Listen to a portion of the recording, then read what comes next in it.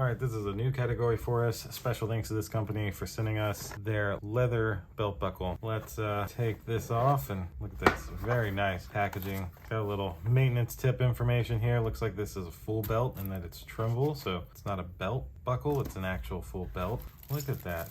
I've never had a belt come in such nice packaging. That's it for that. So yeah, this is the actual belt itself. Look at that. Very, very nice. And then here is the belt buckle, and it's nicely protected with this piece of plastic over it, you can see, and even has this logo right here in the middle. Now, I'm not gonna say what I feel this belt looks like based on the color and this little design, but it's definitely very close to that. I will say though, the belt buckle seems like it's stellar quality. I mean, this is a very nice looking belt buckle from what I can tell. Probably the nicest belt buckle I've ever held. So that should do it for this belt buckle unboxing. This is exactly what you would get, and this, of course, is more than long enough for you to trim and figure out exactly what length you need. Almost missed this. Little branding on the inside, and then those to help catch when you put the belt on. Very nice. Very blown away with how this looks. Again, thanks to this company,